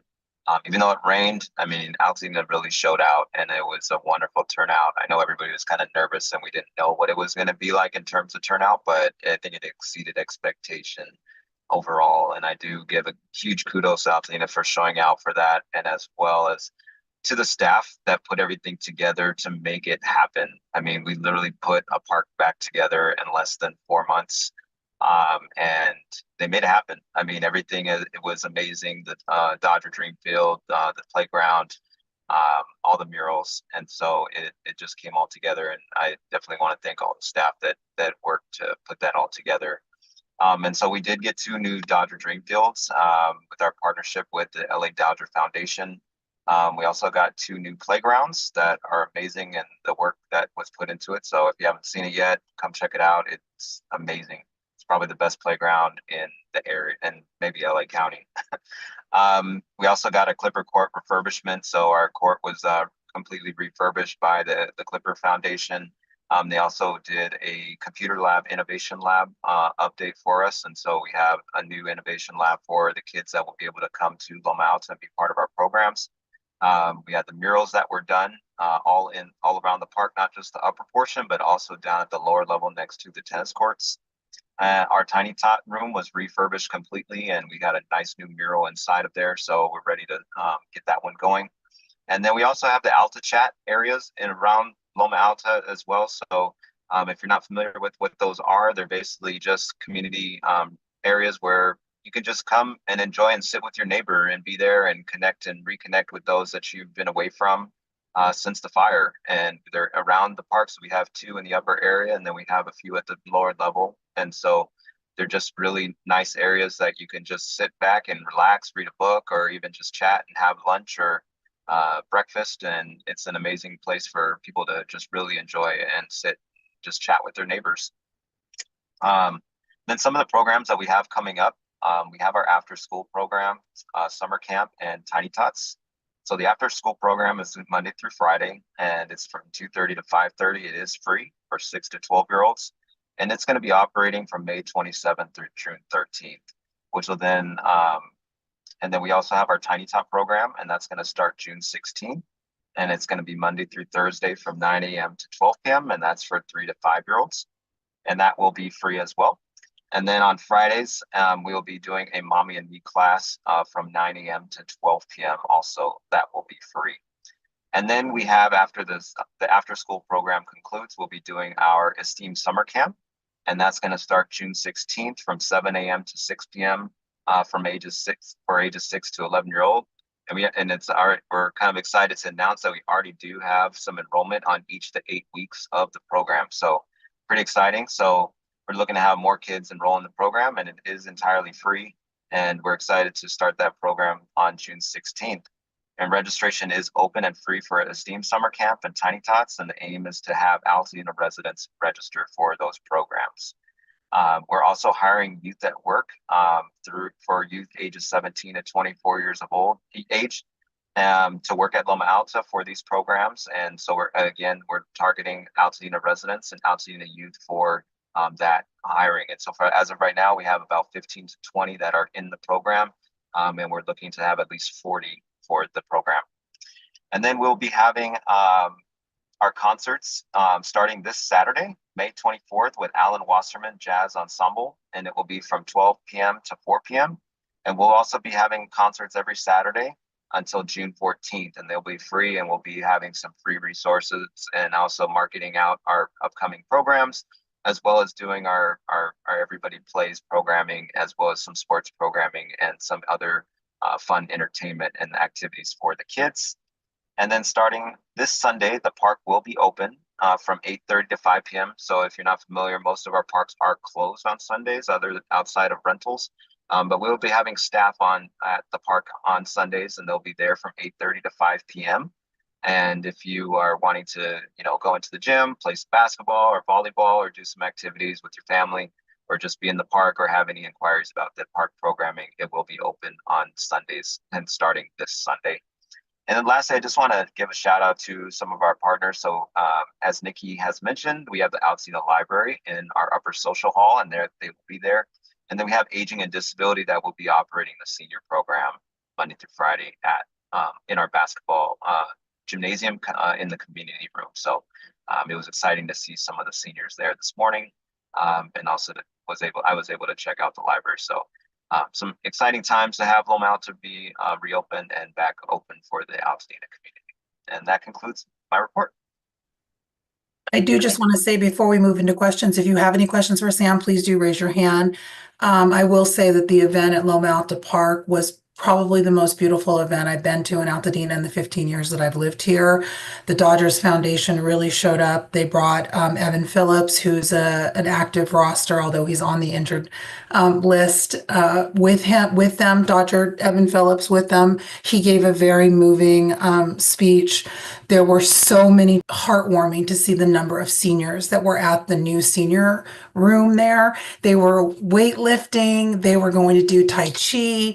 I think there was an arts program they were going to do, and they were so moved and so happy to be back together. So it was really, really heartwarming to see. So yes, Sam, thank you to you and everybody who had a hand in making this come true. I fear that you've set a new bar and everyone's going to want brand new parks in 2 months or 4 months or however long it ends up being. So good luck with that. Okay, any questions for Sam? I don't think I saw any. Okay. We are going to move in. Okay. We are going to move into a natural segue here.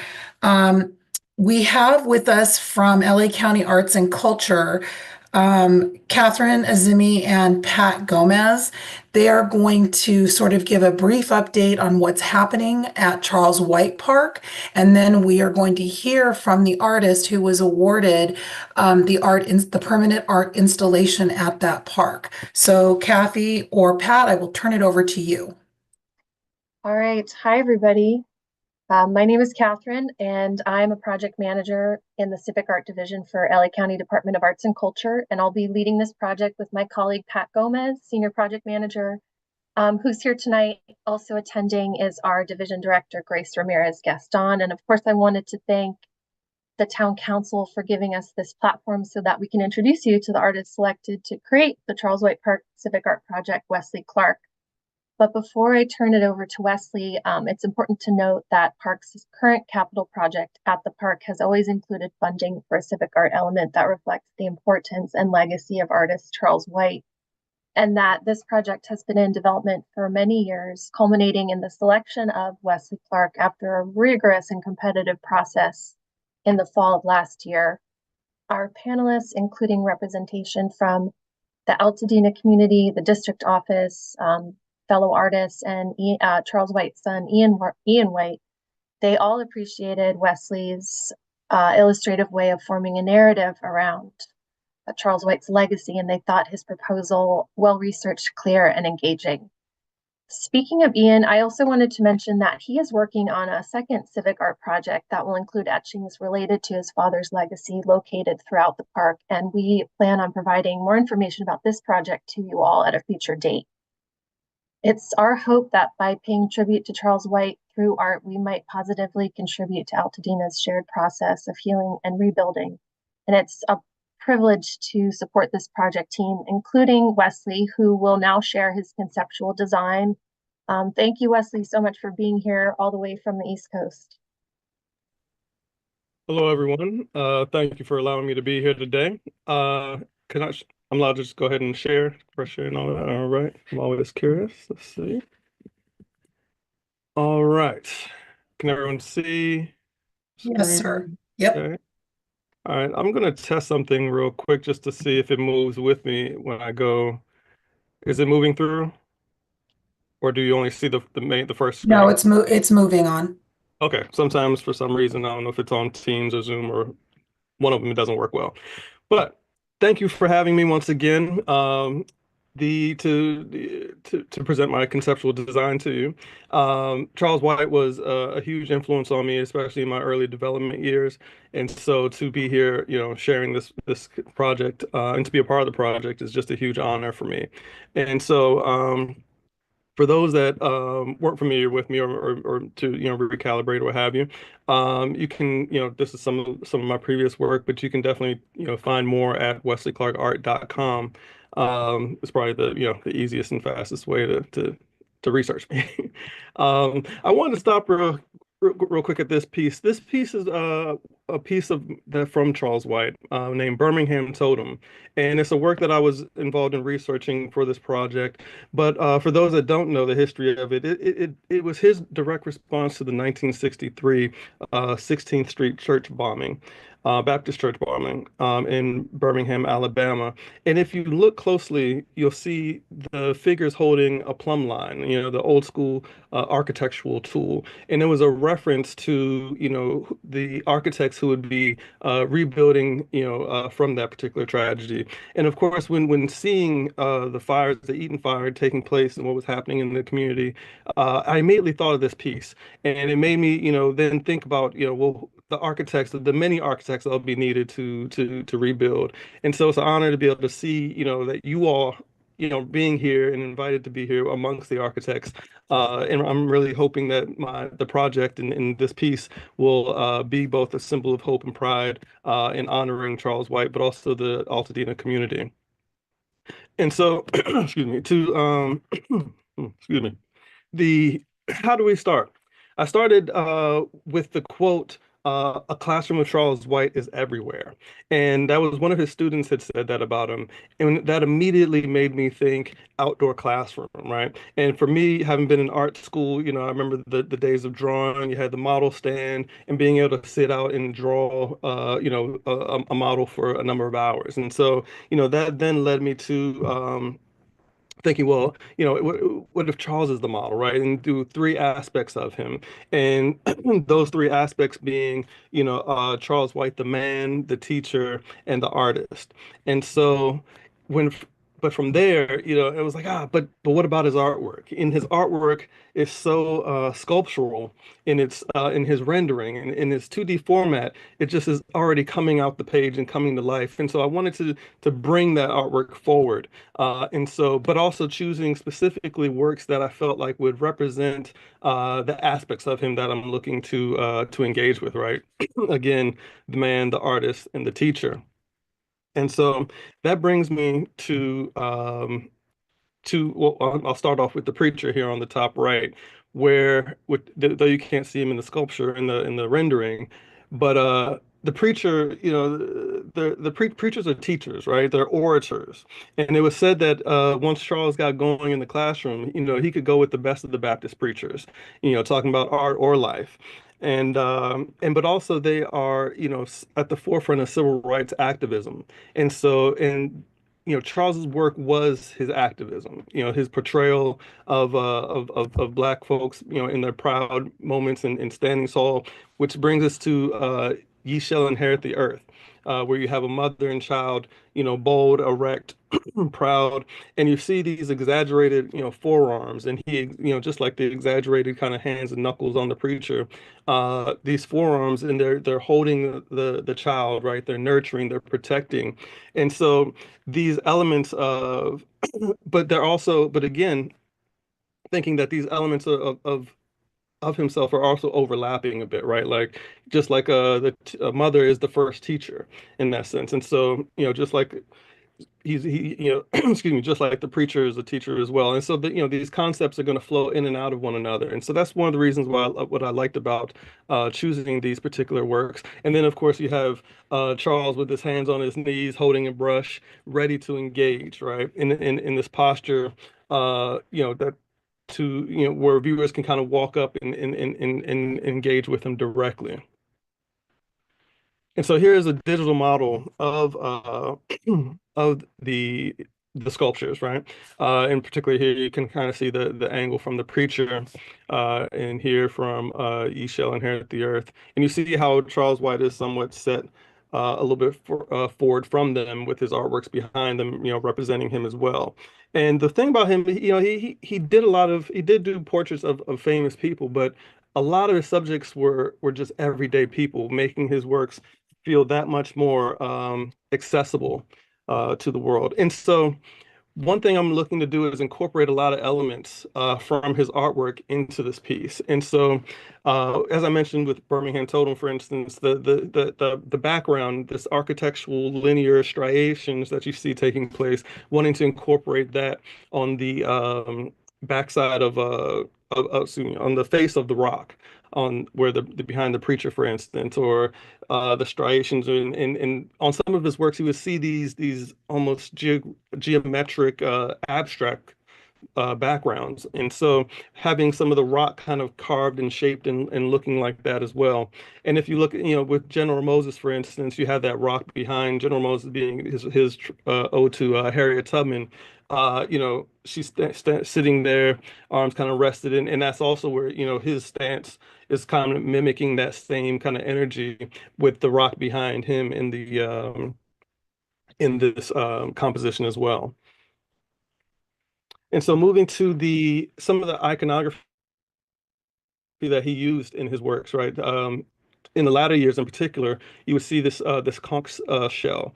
And I read that, that his son Ian actually gave it to him, but he, then took and began to incorporate it into the work, and was used along with the rose, often as kind of not in opposition, but as a partner with female women, works with women involved in it, and they might have a more stoic or bold position, but it actually was a symbol of the feminine life-giving energy and creativity and fragility, even in some cases.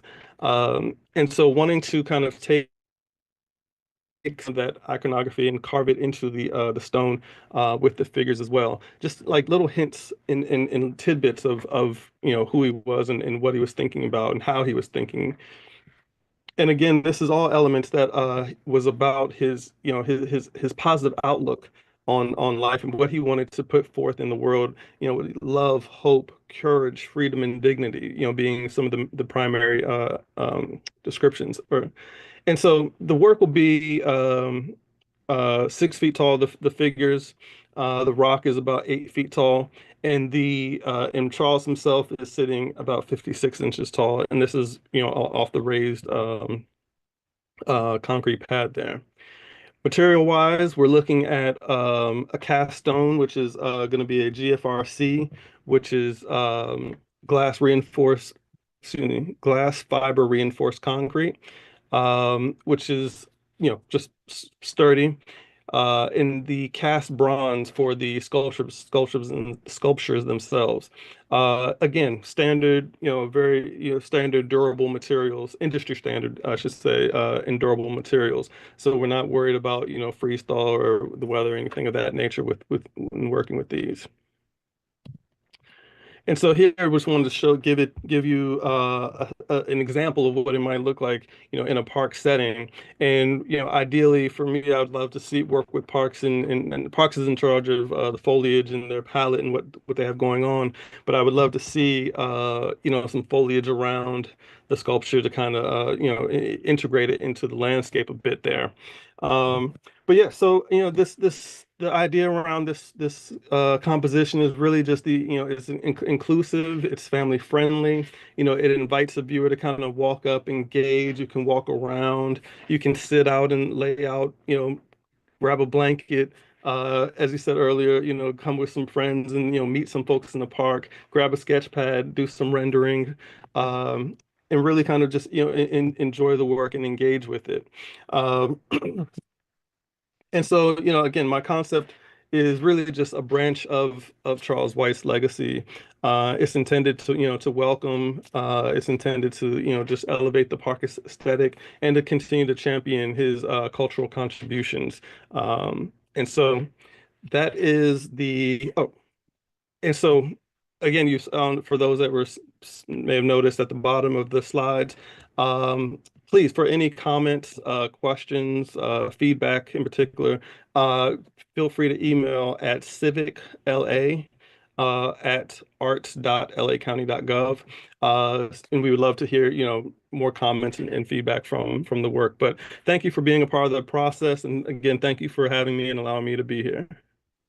Wesley, the thanks is really ours. Thank you so much for the detailed and thoughtful presentation, and mostly for staying so late. I know it's very late where you are. I know that we are planning and hoping to plan an in-person sort of community meeting with you sometime in the summer, and we definitely look forward. I know myself personally from this process that we've gone through on this, I'm very much looking forward to meeting you in person. So council members, now you know that this will be the major art installation that'll be permanent at Charles White Park. And it will coexist with the art that Catherine was talking about from Charles White's son, Ian White. Go ahead, Catherine. Hi, everybody. I just wanted to jump in and make a slight correction. The civic art email is presentation, which is the consolidated sewer maintenance with Alex Villarama. I think I saw you here, Alex. There you are. Hi, how are you? Good evening. Doing good. Go ahead, please. Let me share my screen.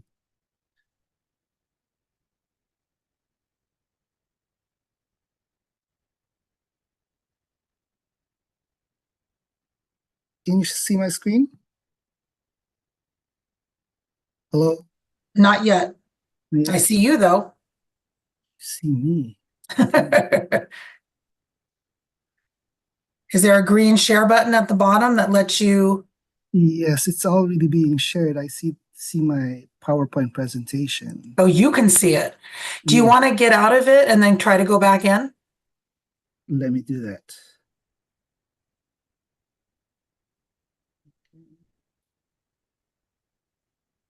There you go. It's starting to come up now. There it is. It's there. Go ahead. But okay, I don't see it. But do you see my screen? Yeah, I can see it and I can see you. So that's interesting. So it's the Public Works landing page. Okay, do you see the proposed sewer rate increase? No, I think you need to go. Oh no.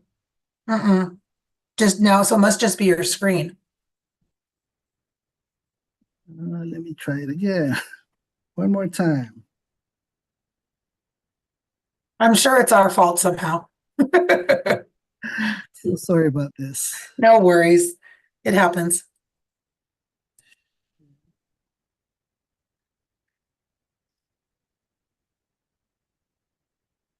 What about now? Okay, I see something coming up. It's still it looks like it's your home screen for your computer. There you go. Proposed sewer rate increase. There you go. You got it. Okay. Go ahead. Okay. Thank you very much. Good evening, everybody. My name is Alex Villarama. I'm with Los Angeles County Public Works. Thank you for the opportunity to present to your town council tonight.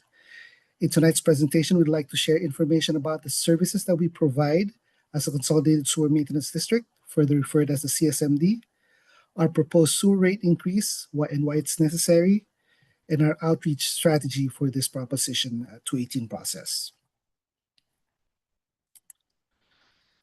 So LA County Public Works is responsible for ensuring efficient operations and upkeep of the CSMD to keep our communities and environment safe, which includes about 500,000 parcels. We have 2 million people within the CSMD service area. We have 38 member cities and county unincorporated areas. We have 4,600 miles of sanitary sewers, 87 pump stations, and 4 wastewater treatment plants. Public Works provides sewer maintenance services in the region with goals to protect public health, protect the environment, and keeping our communities safe. A well-maintained sewer system is vital for the clean environment and healthy, thriving communities and promotes sustainability and economic growth. Public Works is responsible for ensuring efficient operations and upkeep of the region's sewer system. The current level of service includes 1, preventive maintenance. This is where we inspect your manholes twice a year. We also do periodic maintenance, cleaning. These are cleaning pipes that have known issues. We also have a 24-hour emergency response where we respond to sewer spills and complaints within 2 hours. We also respond to non-emergency spills and complaints within the same business day or the next business day if the call is received on the weekend. The third category is condition assessment. This is where the CSMD actually videotapes 500 miles of sewer lines every year. So the goal is to do a 10-year cycle, meaning complete the CCTV for the whole entire county in 10 years. So this picture shows the Altadena area, and the yellow part is the CSMD boundary. So in the CSMD, in the Altadena area, we have about 13,172 parcels. This next slide shows the perimeter of the Eaton fire and our CSMD, where about 5,700 parcels in the Altadena service areas were affected by the Eaton fire. So in the aftermath of the Eaton fire, Public Works committed to supporting the affected residents to recover and to help in the rebuild. In early May, Public Works sent a direct assessment fire relief letter to all CSMD properties affected by the Eaton fire. This letter indicates that Public Works will waive the sewer service charges for the fire-affected properties until they can rebuild, which also applies to the proposed rate increase. This letter also includes additional contact information for the assessor's office regarding the misfortune or calamity claims for residents whose properties were damaged or destroyed during the wildfires. If you have not been notified of any adjustment to your tax bill, you can go to the assessor's website to apply. Public Works will also host a webinar for Altadena and Palisades community to review the information and answer questions on Friday, June 6th at 10 a.m. So why is a rate increase necessary? The current rate has not been increased for about 11 years. The last rate increase was in 2014. We are proposing a rate increase for 2025 to adjust for inflation, to be able to sustain and improve our operations and maintain our infrastructure. In order to increase our rates, we will need to comply with Proposition 218, which is a statewide initiative passed by California voters in November 1996. It is designed to allow greater public involvement in rate-setting processes for public agencies. It limits how local agencies can raise money through fees. This requires property owners to approve the increase or add new fees through a majority protest. This requires government agencies to follow specific procedures to notify customers of a proposed rate increase. So as you can see, the rates, what do the rates pay for? On the left side of your screen shows that 60% of the funds actually go to preventive maintenance, 30% goes to the condition assessment, 5% goes to the 24-hour emergency response, and 5% goes to the management and administration. On the right side shows our graph for our revenues, expenditures, and fund balance.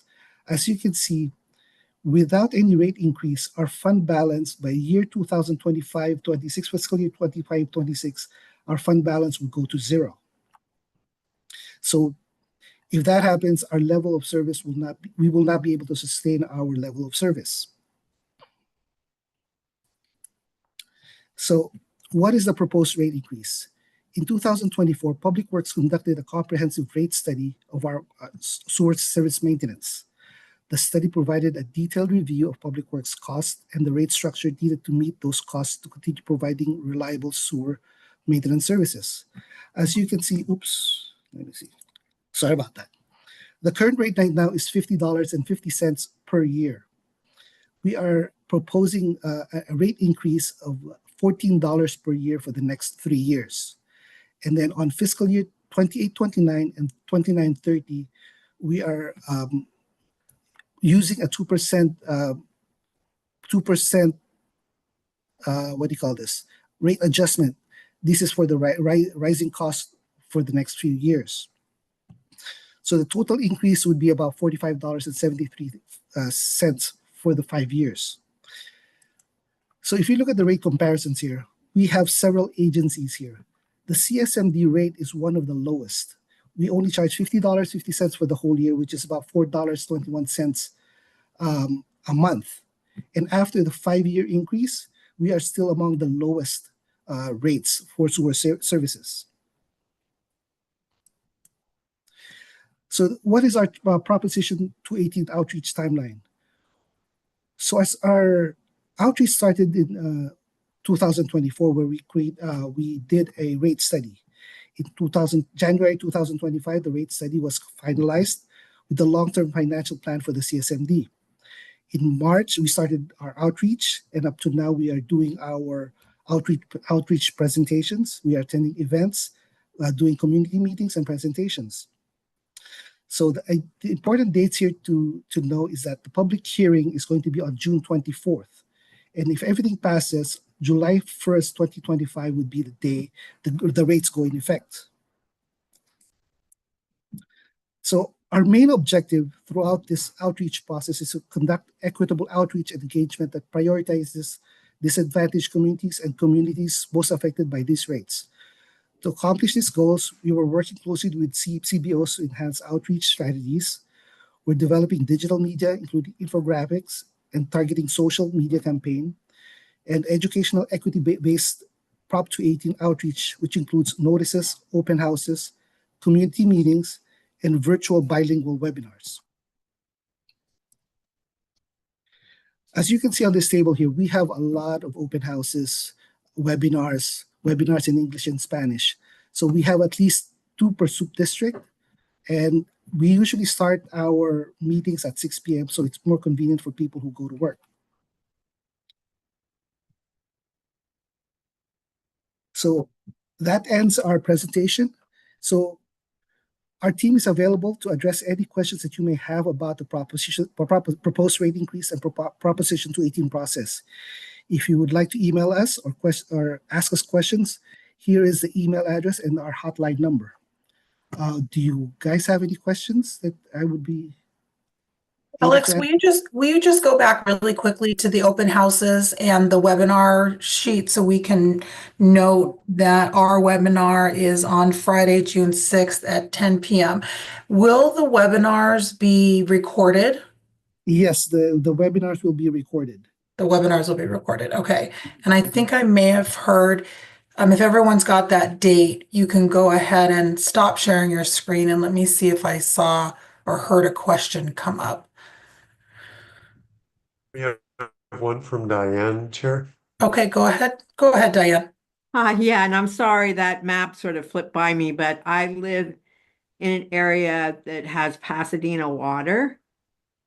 And so does that mean I still have this sewer? Honestly, I don't know who my sewer is, but I guess I should, but I haven't had to call anybody. Yeah, so I couldn't tell on your map if there's a part of Altadena that has a Pasadena address gets left out of a lot of things and is sort of on the edge of where you were showing, and so I couldn't tell on your map. Anyway, just if you need an address, I was trying to look it up online while you were talking to see if I could find it, and I couldn't. So what is your address? 16. Let's just announce it to the world. Oh, you could put it in the chat, Diane. You could put it in the chat. Sorry about that. You can put it. And they can come get me. Okay. And I will let you know which agencies support your. I don't know if you have. I don't know if you have a census tract map of Altadena at all, but that's. It would be helpful, Alex, if you did an overlay on your map with the census tracts, because then you wouldn't necessarily need specific addresses and you'd be able to see it. But she did put her address in the chat, so you'll be able to see it directly. And if you want to let her know who the sewer provider is, and then I'll put a pin in that real quick. And then Councilmember Vega, go ahead. I noticed it was that the webinars at 10 a.m. and a lot of other ones are in the evening. Is there a reason why ours is in the morning? I noticed so many others were in the evening where more people would probably be available to attend. So the 6 p.m.s are usually the open houses. It's the in person. The 10 a.m. was a webinar. And it's on a Saturday. Okay, thank you. Okay, go ahead, Councilmember Wong. I'm just curious. It's on a Friday. It's on a Friday, yes. Oh, I'm so sorry. Why did I see? What am Okay. I looking at? I don't know. I thought, oh, it was June 5th, and I looked at June 7th. So sorry, my apologies. Go ahead, Councilmember Wong. Thank you. So just my question is, how is LA County Sanitation, which is not run by Public Works, but how does LA County Sanitation play into sewer? Is that tied in, or is that something separate? It is a separate entity, but the CSMD were the collection, were the small pipes. Think about it as the small pipes. And then the county sanitation is the big pipes. So all our collection system go to the county sanitation pipes. So they have the bigger pipes and they do the actual treatment of the sewer. Thank you. So the fees really that we're paying are also LA County Sanitation fees, or separate? It's a separate fee. They have a separate fee. If you look at the property tax bill, you would see a county sanitation fee and also a consolidated sewer maintenance fee. Got it. Thank you so much. Okay. I know you're looking up Diane's address, and you could respond in the chat if you want to, Alex. Okay. Okay. All right. I see no more questions, so we are going to move on. We are approaching 9 o'clock. It is 10 to 9. Thank everyone. We're doing okay. We're going to move on to our committee reports. First up is our legislative report. Milissa Marona, Chair. Good evening again. Two small, well, not small items, but two items to discuss since last meeting. In a proactive move to accelerate recovery, the Los Angeles County Board of Supervisors unanimously approved a motion introduced by Board Chair Supervisor Barger and Supervisor Horvath on May 6th to implement a pilot self-certification program for residential rebuilds. What this means is that the program will streamline the permitting process by allowing licensed professionals to self-certify that residential plans meet building code requirements, significantly reducing approval timelines while maintaining safety and reliability and accountability. So that's good news from the Board of Supervisors. And from the office of Senator Perez, Senate Bill 465, the California Alerts Act, is set for hearing on May 23rd. This bill establishes a statewide emergency alert system administered by the California Office of Emergency Services, or Cal OES. This will supplement the locally operated warning systems and will serve as a backup in the event that doesn't necessarily work. So if this is something that interests you, you may want to show your support to Senate Bill 465. I'm sure there's more, but in interest of time, we will get those two to the community. Thank you, Chair. That's great. Thank you so much for that. On to our Renters Protection and Recovery Committee, Chair Green. Hi, thank you, Chair Knapp. We have just a few real important updates. We were able to successfully start a newsletter because we had some feedback that people were not getting information for events. And so we were so excited about being able to start a newsletter that was distributed to seniors and renters with resources that work in concert with the Altadena Tenants Union and lacounty.gov. And we are so excited about that. We are planning a renters town hall sometime that Chair Knapp is actually working on in June. So we're excited about that. And last but not least, I absolutely want to mention that there are some affordable housing developments that we have resources for people about that are coming in the summer. And so we will have the information to the links for that. There's about 48 that are going to be available. They start at $600 a month. I think that's fantastic. And so we're excited about that. That's pretty much all for me this month. Oh, and our next meeting is... That's the one. Yeah, our next meeting, and it will be also, thanks to Councilman Isis that puts these on our website, is going to be June, the first Wednesday in June. And the link is always advertised on our Instagram and on altadenatowncouncil.org or recoveryaltadena.com. Great. Thank you so much for that. Our bylaws committee chair, Cipolla. Yep. Hi, everyone. This will be my final request for all census tracts to please elect a representative between the two council members, so we can have a representative subcommittee to take a look at the bylaws, and we'll be meeting this month. More information to follow. Thank you. Councilmember Cipolla, do we know which census tracts are not yet represented? I don't have it pulled up right now in front of me. I can Okay. see after the meeting. Yep. Okay, that sounds great. Thank you so much. Our communication meeting or communication committee, go ahead, Chair Arnzen. Thank you, Chair. Just a couple quick notes. I'm fortunate to have a couple volunteer residents helping me move some initiatives along designed to more consistently and efficiently inform the public. So a big thanks to Ari Kennedy and Kristen Dockery. If you feel inclined to join us in our efforts, please reach out to me. We've got a lot of exciting stuff coming out that we're getting back on track with. My email address can be found on the ATC website, and we continue to be in step with Altogether and their burgeoning block captain program. More on that to come. If you've heard of the program, check it out. It's going to connect us much better. And lastly, our meetings will be the first Mondays at 7 p.m. on Zoom. You can always reach out to me or check the website for that info. Thank you, Chair. Just going back to your comment about Altogether, if you do not know who your block captain is, or if your neighborhood is represented by a block captain, you can visit their website, altogether.org, to see if you have a block captain and maybe suggest someone be your block captain if you're not represented yet. That is the way that most information will get easily pushed out from various groups that are involved in our recovery. Thank you so much. And then on the Altadena Eaton Fire Recovery Fund, go ahead, Councilmember Marona. Great. So we are delighted that the company Bulletin Displays, which is a billboard company, has given us a generous gift of having a display on the 605 freeway in La Puente, in which we have the Altadena Eaton Fire Recovery Fund listed on a billboard there, along with a QR code that goes directly to the EatonFireFund.org. That is the EatonFireFund.org, where we are hoping we will get up to $250,000 by next week, so we can open up applications on May the 27th. Those will close on June the 10th, and we look to start distributing by June the 24th. And a link to the application will be available on EatonFireFund.org.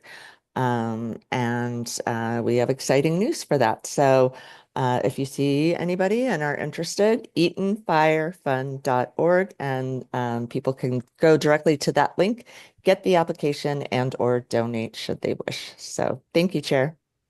Very exciting news. I'll be interested to see how that helps drive up the fund dollars. And thank you for that. Moving on to general public comment. Go ahead, Councilmember Cipolla. The Altadena Town Council welcomes public participation and input. Public comment was accepted by email up until right now. Those can be submitted for our next meeting at publiccomment@altadenatowncouncil.org. Your comment will be read into the record momentarily. Comments are limited to 2 minutes. Someone please time me. The council does not respond to public comment during the meetings. If a response is requested, please include the contact information, which you did by sending it via email, including a census tract, and your council member will get back to you. We have 4 public comments tonight. The first one's from Sylvie Andrews. Comments on the LTRG, that's Long-Term Recovery Group. For May 20th ATC public comment section, the Eaton Fire Recovery Fund and other nonprofit groups coordinating monetary aid should be strongly encouraged to provide direct cash assistance to fire survivors and to do so quickly, using best practice vetting strategies to verify individual status. The current model, wherein allocated dollars are passed through layer upon layer of nonprofit organizations, siphoning off administrative fees every step of the way, is inefficient and delays real recovery.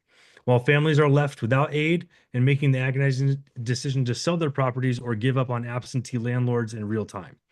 Please, people don't know what help is out there, and it's hard to access. Nonprofits aiding other nonprofits will only get us so far. What can we do to ensure the greatest transparency in where aid dollars are flowing and how funds are allocated? Give access directly to the people. I strongly encourage our Eden Fire Collaborative, which I hear will become Altadena's long-term recovery group, to also give itself a physical presence, a well-publicized location where Eden Fire survivors can walk in and directly access the dozens of nonprofits and faith-based groups currently meeting in private and without public input. Enough with these online forms and poorly advertised application windows that exclude those who aren't on social media or don't want yet another online form to fill out. Uploading materials is time-consuming and exclusive to some audiences. Give us humans we can talk to. Give us one place.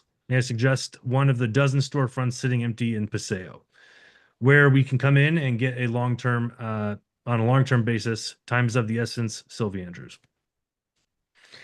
The next comment is from Leah Beal. Hello, I was a resident of Altadena and lost my home in the fire. We are a family with 2 young children. We have been working with our architect to design our replacement home, but the costs are already adding up beyond our insurance coverage. One detail that has become apparent is that we will be obligated to either rebuild a garage or an ADU, both of which range in cost from $100,000 to $250,000, according to her general contractor. California state insurance allows us to combine our coverages, dwelling and other structure, in order to rebuild the primary dwelling. However, LA County and Altadena still require that we either provide parking or build a much more expensive ADU. Garages in LA County are rarely, if ever, used for parking a car. At this time, when so many are struggling to build space, the space should matter most, which is a primary dwelling. Why are we not considering removing this outdated and overburdensome code requirement? We should be focused on housing, not parking. Thank you, Leah Beal. Third is from Terry Williams, crime in Altadena. What is being done to make the area safer? Looting is out of control, and there doesn't appear to be anything that can stop it. What suggestions can you offer the community to help us stop it? That's Terry Williams. And last but not least, Kayleen Maya wants me to let you know that there's a disaster relief legal clinic, free one-on-one legal consultants and resources on topics such as FEMA and landlords. You can register at lafla.org/fires or by calling 626-744-8018. Sponsored by, with logos from Pass City, Pasadena, Clergy Community Coalition, and someone else that I can't make out. That concludes the public comment. Great, thank you, Councilmember Cipolla. If there are census tract or addresses, which there may not be because we used to collect those on a form so that someone can get back to them, I think that there is a misunderstanding with regards to garage and or ADU versus covered parking. And we would want somebody from regional planning to get back to them so that we can clear up any confusion there for them. Okay, we're going to move on to census tract reports. 2 upcoming events before that. One is on May 31st. It is the Rotary's Pancake Breakfast, where the proceeds go to benefit the Altadena Mountain Rescue Team. Usually they charge $5 a ticket. The tickets this time around are free. I have a stack of tickets. If you would like to go or you would like some for your constituents, please let me know. Again, that's May 31st in the grocery outlet parking lot. And then another Rotary. Chair, Yes. I would just clarify, the tickets are free, but you do need a ticket. You need a ticket. That's correct, because they can only serve however many that they've got printed. So yes. So please don't just show up without a ticket. And then secondly, the Altadena Rotary is hosting another distribution event. That event is on June 7th and will be at Loma Alta Park. There will be a pre-registration for that event. And then that usually those that pre-register and are vetted through the registration process are usually seen first through the first couple of hours, I think. And then it's opened up to the public and still does require proof of Altadena residency. Again, that's on June 7th at Loma Alta Park, and it will run, I believe, from 9 to 1:30 or 10 to 1:30.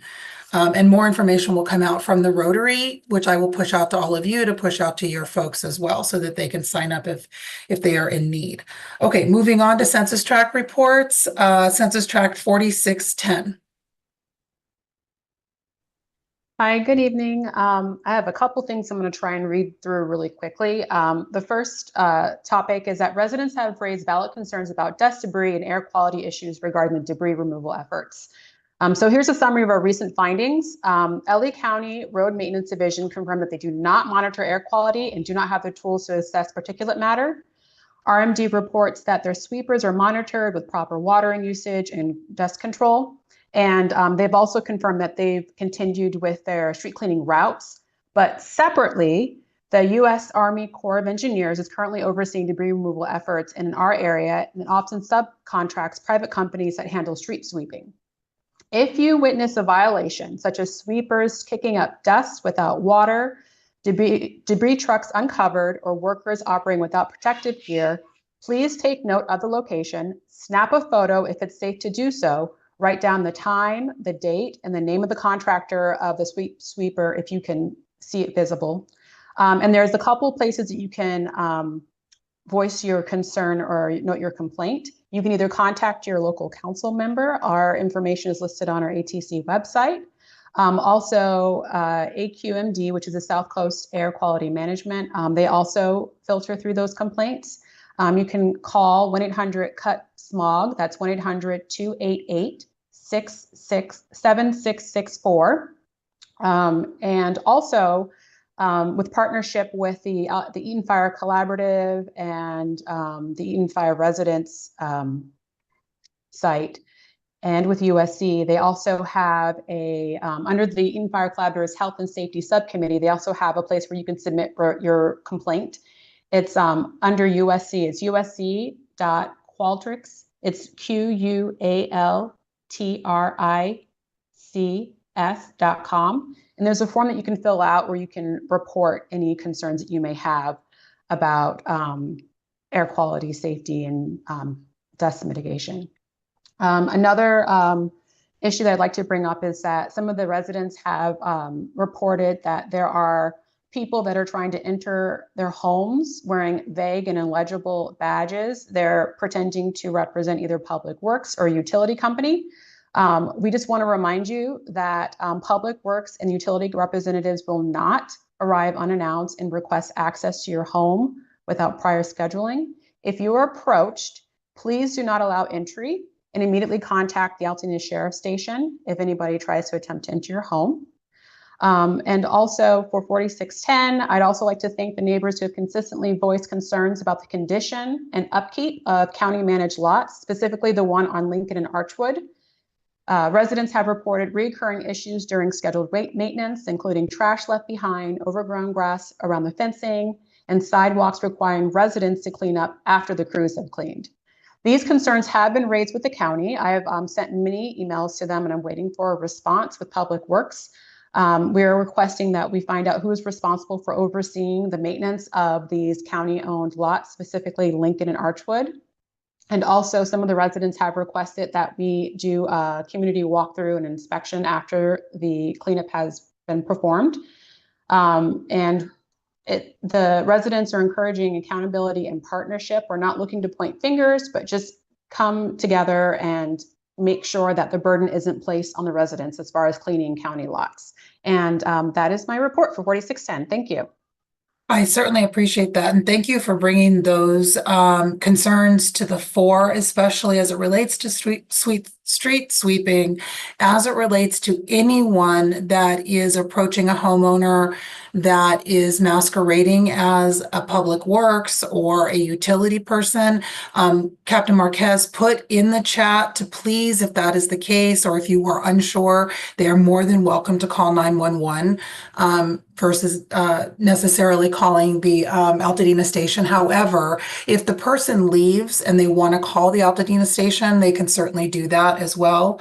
And then if you need help identifying through the county who maintains that lot in particular or any other lot, please let me know and I'll help you figure that out, because we really want good neighbors in anyone who's using those vacant lots. So thank you so much. And you're clapping, Captain Marquez, so I think you're agreeing with me. So good on that. Okay, thanks so much. And then we're going to 4611, Violet. Okay, thank you. I just want to say that the lights are working on Lake from Calaveras all the way up to Altadena Drive. So I'm so happy about that, and the residents are happy. And I would like to also thank Officer Keller and Bay. I've been seeing CHP, they're out. And also to Lieutenant Marquez, I just happened to see deputies doing house checks on several of the houses on the block. So thanks and kudos for that. The only concern I'm still hearing about, the neighbors are still a little sad about not having an Altadena post office. So, you know, I told them that we're still working on that. And also too, I want to let Nikki know that the information has been passed to Pat. So we are looking at working with Jolie Hugh. I'm not sure if I'm pronouncing that right. So Nikki, we are working on that project. We have identified the project planner, and we are in the process of working with the planner so we can get you the information that you are requesting. And that's it. Thank you. Thanks so much. And I thank you for calling out the post office and that the majority of Altadenans are in fact missing it. I do want to mention that Supervisor Barger is in Washington, D.C. and is working along with Congresswoman Chu on the return of a postal counter at the very least in the short term, while the post office decides where a long-term facility can be housed up in Altadena. So it is ongoing. I saw some comments on social media that the U.S. Post Office was not coming back to Altadena, and that's just not true. So thanks, Vi, for bringing that up. And we are, yes, still hammering away at that. All right, council members, we did great. It is 9:08. Does anybody have any parting words before we entertain a motion to adjourn? Our next meeting will be on June 17th.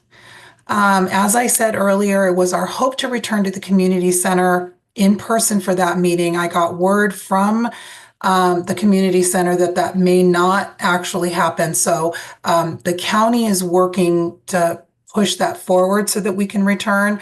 But I'll keep you posted as soon as I hear anything definitive either way. Otherwise, we'll meet via Zoom. I will take a motion to adjourn. Don't all do it at once. I heard it from Darlene and I heard a second from Sylvia. All right, everybody, we appreciate you. And thank you again, Pasadena Media. And thank you to all of our presenters that are still here and anyone who stayed late to be with us tonight. Thank you so much. Thank you. Take care.